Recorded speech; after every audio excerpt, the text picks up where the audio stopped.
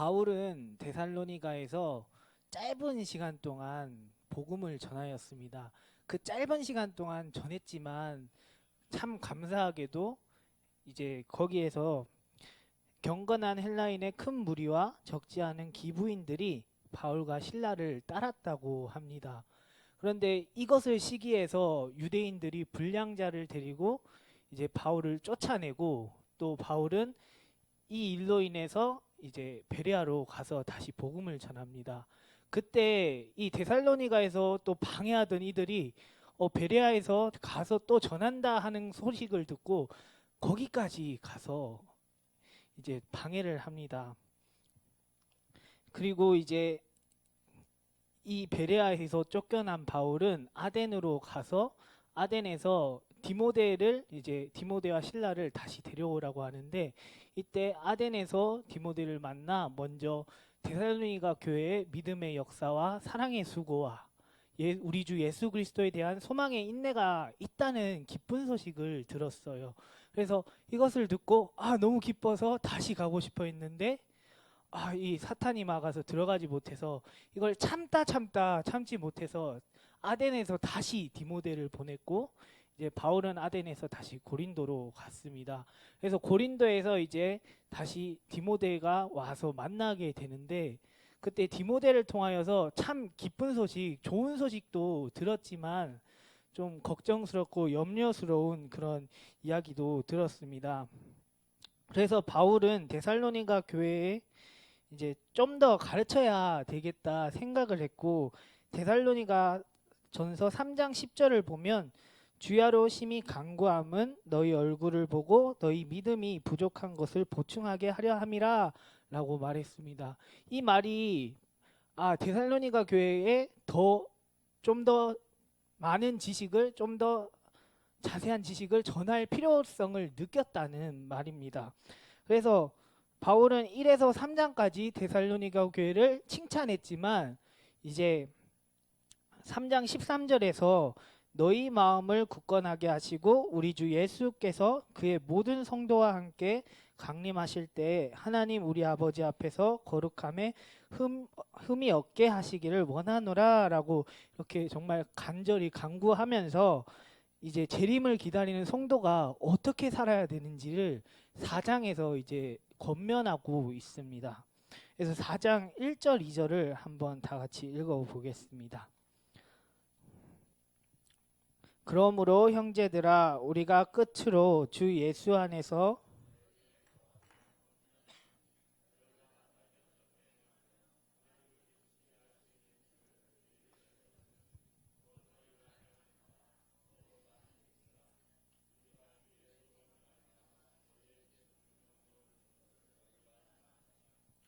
바울은 지금 내가 너희에게 정말 간곡하게 권면한다.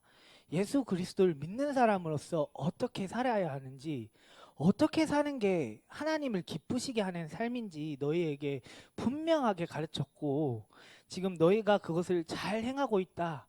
그런데 좀 더 힘내라. 더 힘써서 행해라. 라고. 이것은 내가 너희에게 명령한 거기도 하지만 예수님께서 명령하신 거라고 말하고 있습니다. 그리고 바울은 이 내가 명령한 것이 무엇인지에 대해서 3절에서 말하고 있는데, 하나님의 뜻은 이것이니 거룩이다. 하나님의 뜻은 거룩함이다 라고 말하고 있습니다. 혹시 거룩이라고 했을 때 좀 어떤 생각이 드시나요?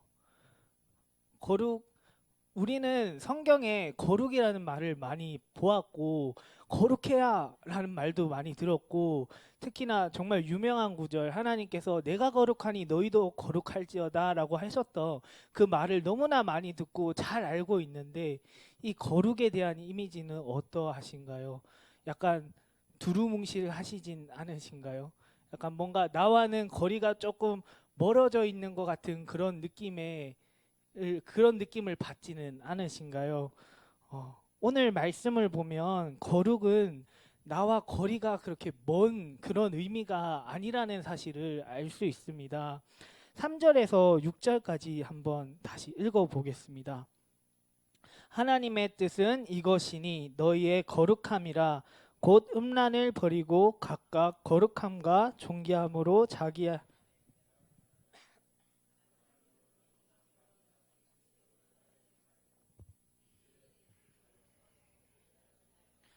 이는 우리가 너희에게 미리 말하고 증언한 것과 같이 이 모든 일이 주께서 신원하여 주심이라. 바울은 지금 데살로니가 교회에 하나님의 뜻은 거룩이다라고 말하면서 음란을 버리고 각각 거룩함과 존귀함으로 자기 아내를 대할 줄 알고, 또 하나님을 모르는 이방인과 같이 세욕을 따르지 말고 이 일에 분수를 넘어서 형제를 해하지 말라라고 말합니다. 데살로니가는 마게도냐 지역의 수도였습니다. 그리고 세 개의 주요 항구 도시가 있는데 그 중 하나가 데살로니가 지역이었습니다. 또 이제 로마에서 현대 이스탄불을 지나서 동유럽에 이제 연결되는 그 군사용, 상업용 이런 도로망이 있었는데요. 그 상업용 도로에 있는 곳이 데살로니가였습니다. 그래서 많은 사람들이 오고 가고 교류가 많이 일어나고, 그래서 많은 문명을 받아들였습니다. 그래서 문명적으로 많이 발전을 이루었지만은 그만큼 또 음란한 문화도 많이 받아들여서 이 사람들에게는 이 음란한 게 너무나 팽배했습니다. 실제로 데살로니가 사람들은 결혼을 해도 결혼을 벗어난 관계가 당연하다 생각했고, 이런 음란한 행동들을 죄로 여기지 않았어요. 정말 충격적인 글이 있는데 한번 제가 읽어드리겠습니다. 이 글이 그 도시에 명망 있는 사람이 쓴 글이라고 해요. 한번 읽어보겠습니다. 우리는 쾌락을 위해 정부를 두고 매일 일어나 나는 육체의 욕구를 위해서 첩을 두지만 합법적인 자녀를 낳고 믿고 가정을 맡기기 위해서는 아내를 둔다. 이게 그 당시에 그 데살로니가의 문화였습니다. 정말 이 말도 안 되는 정말 충격적인 이 이야기인데 이것이 그 데살로니가에서는 너무 당연하게 여겨졌다라고 합니다. 그래서 데살로니가는 결국에 이런 문화에서 태어났고 자랐습니다. 이게 너무나 당연하게 여겨졌다는 말입니다. 그래서 데살로니가 교회는 이런 문화 속에서 살아가고 있기 때문에 이 음란에 대해서 너무나 이 말하는 게 너무나 중요했고 몇 번을 강조해도 지나치지 않은 말이었습니다. 그래서 바울은 지금 음란을 버리라라고 말하면서 이제 그 상세하게 이야기하고 있는데, 먼저 음란을 버리라 하는데 음란은 무엇입니까? 그냥 단순히 음행하는 걸까요? 예수님께서 마태복음 5장 28절에서 음욕을 품고 여자를 보는 자마다 마음에 이미 간음하였느니라 라고 말씀하셨습니다.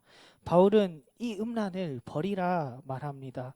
그리고 각각 거룩함과 존귀함으로 자기 아내를 대할 줄 알고, 이 말은 아내를 성적 착취의 대상으로 보는 게 아니라 나와 동등한, 나랑 동일한 선에 두고 거룩함과 존귀함으로 대해라 라고 말합니다.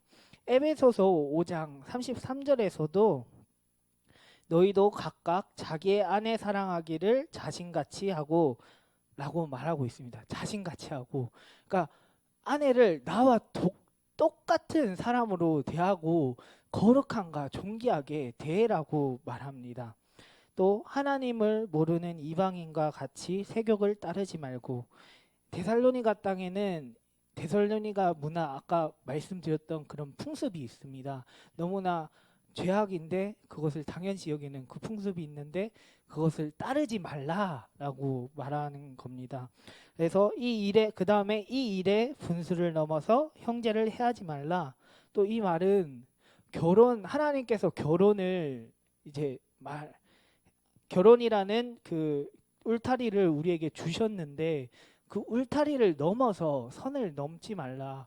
그러니까 예를 들어 말하자면 내가 결혼했고 다른 사람이 결혼했는데 이 결혼했음에도 불구하고 저 다른 사람과 바람을 피워서 내 가정도 파탄이 나지만은 저 가정도 파탄이 나는 그런 일을 행하지 말라라고 말하고 있습니다.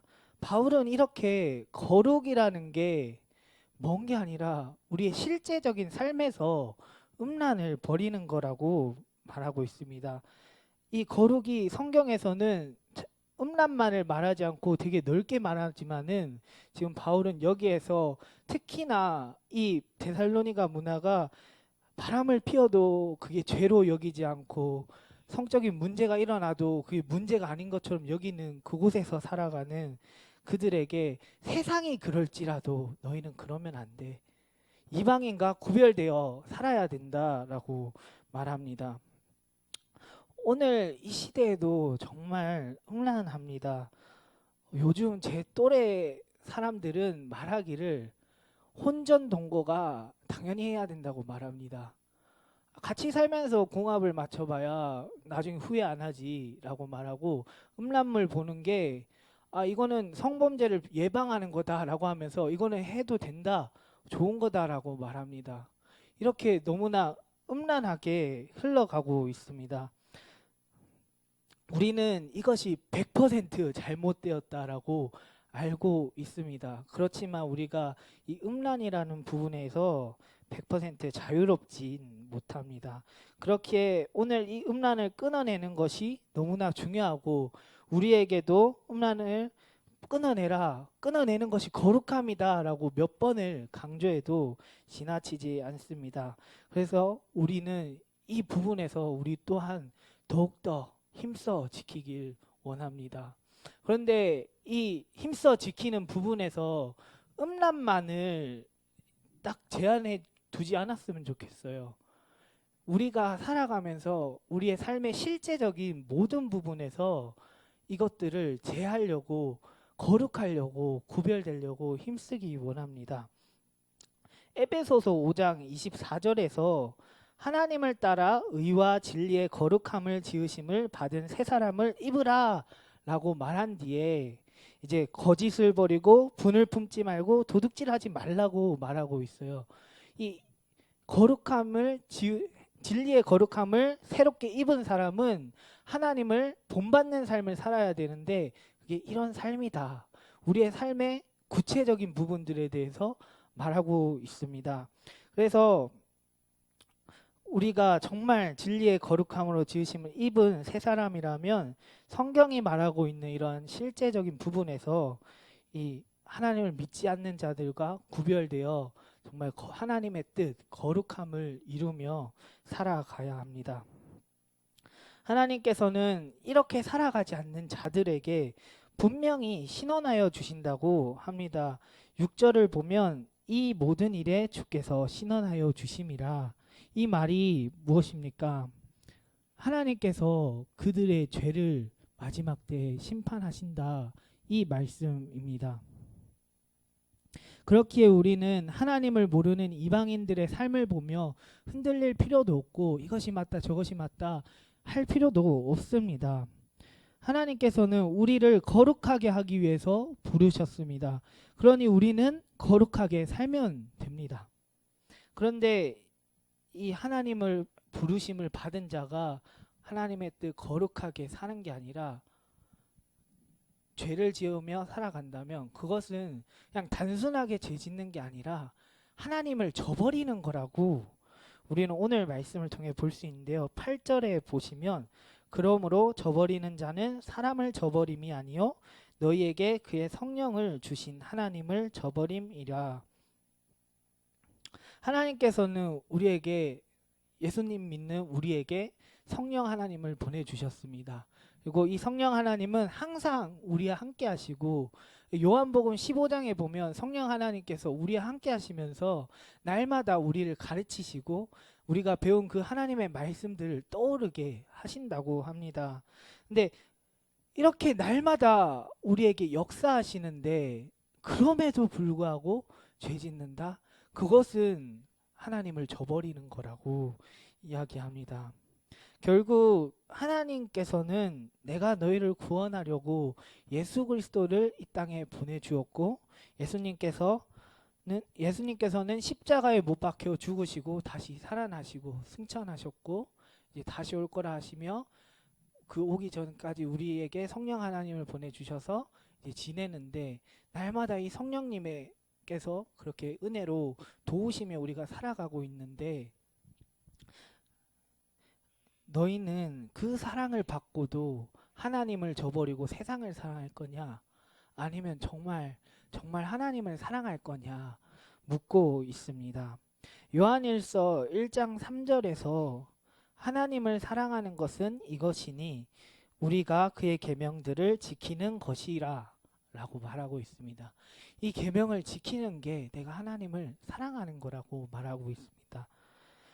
다시 말해서 우리의 삶에서 하나님 말씀을 지키는 거룩한 성도로서 사는 것이 하나님을 사랑하는 것이고, 오늘 너희가 이것을 더 힘써 행하라, 더 하나님을 사랑하라, 사랑하는데 더 힘써라 말하고 있는 것입니다. 그리고 9절에서 12절은 형제의 사랑에 대해서 이야기하고 있는데요. 함께 읽어보겠습니다. 형제의 사랑에 관하여는 너희에게 쓸 것이 없음은 너희들 자신이 하나님의 가르치심을 받아 서로 사랑함이라.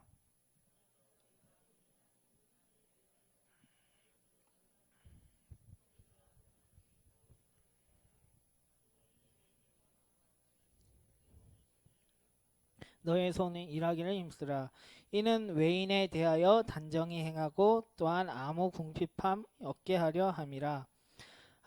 바울은 지금 데살로니가 교회에 형제 사랑에 관하여 말하려고 하는데, 너희들 되게 잘하고 있다, 내가 너희에게 이제 더 쓸 말이 없다라고 말합니다. 그런데 여기서 조금 더 힘써라 그러면서 11절을 보면 조용히 자기 일을 하고 너희 손으로 일하기를 힘쓰라 말합니다.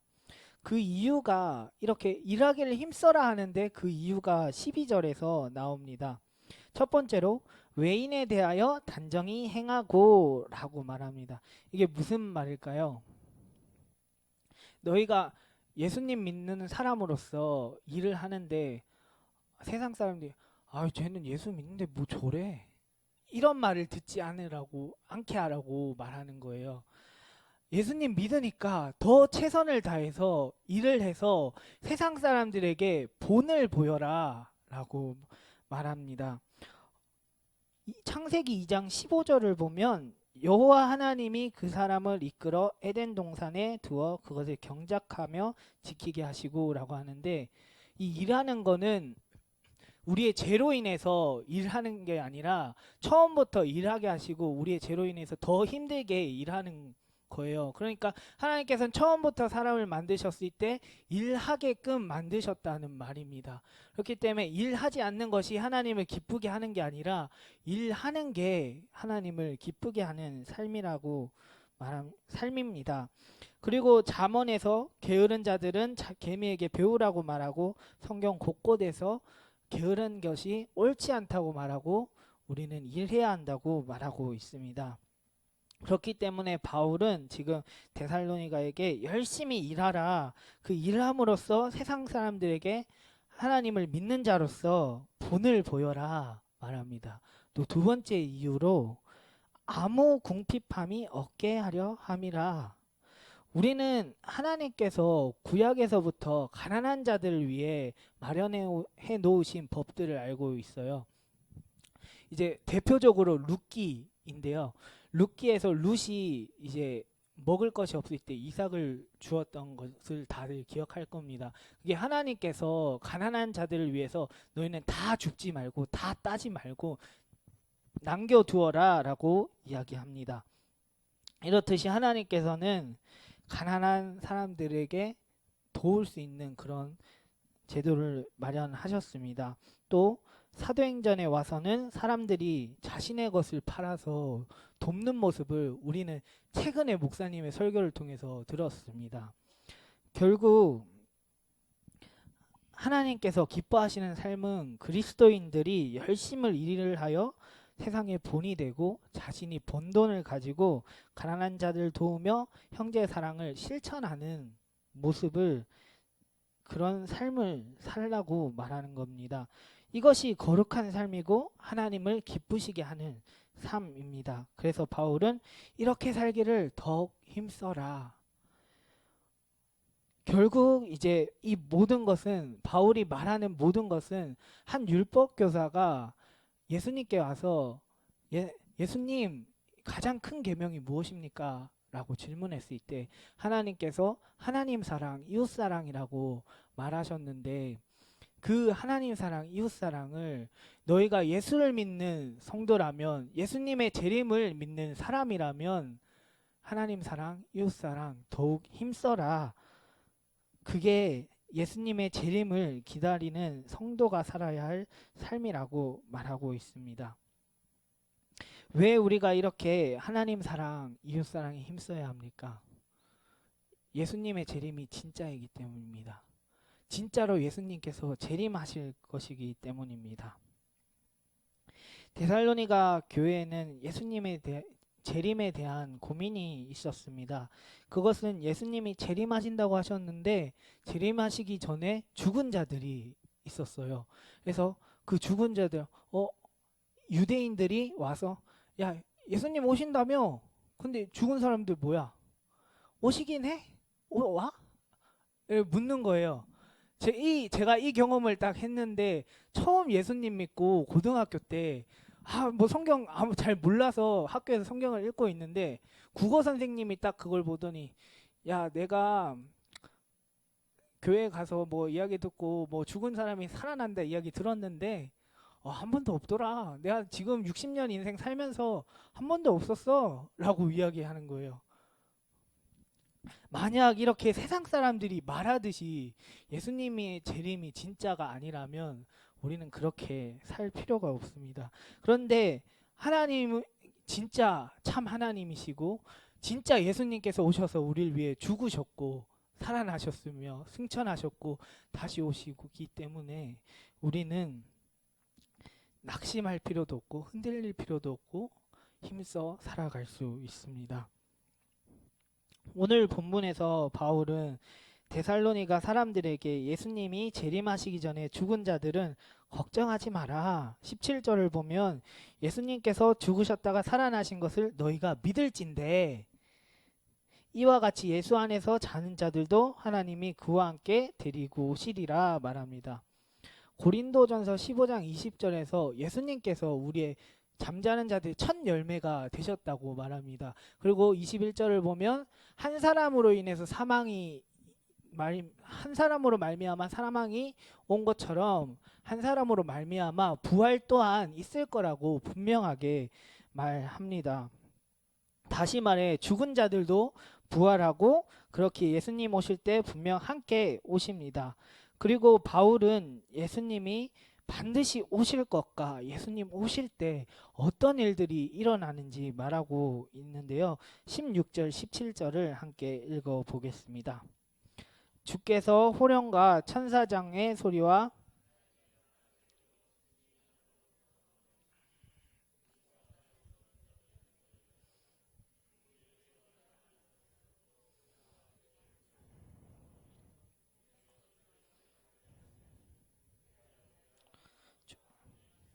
아멘. 예수님께서는 반드시 오십니다.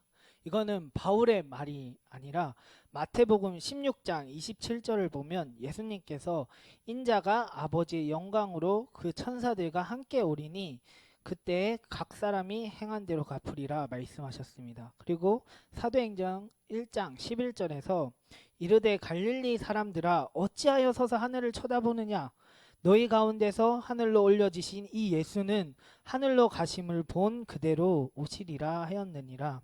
성경은 분명하게 예수님의 재림에 대해서 이야기하고 있습니다. 그리고 성경에서 우리에게 다 말한 것은 다 성취되었습니다. 근데 딱 한 가지 예수님의 재림이 아직 성취되지 않았습니다. 이 재림을 기다리는 성도들에게 바울은 지금 예수님께서 반드시 재림하신다. 그러니까 너희는 서로 위로하라 말합니다. 예수님께서 재림하실 때 믿지 않는 사람들은 하나님의 심판대 앞에서 심판받는다. 그러나 예수님 믿는 성도들은 주를 영접하고 우리가 항상 주와 함께 있는다라고 말합니다. 그리고 그때 죽지 않은 성도들은 신령한 몸으로 변하게 됩니다. 고린도전서 15장 51절에서 54절에 나와 있는데요. 함께 읽어 보겠습니다. 고린도전서 15장 51절에서 54절입니다.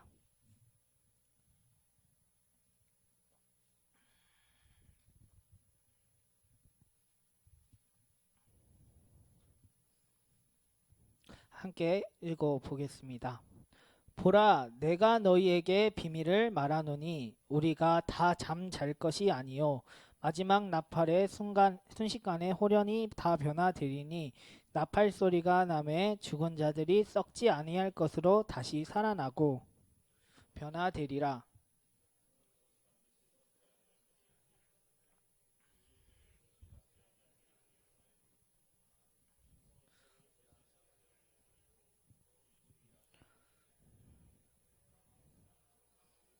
이기리라. 기록된 말씀이 이루어지리라.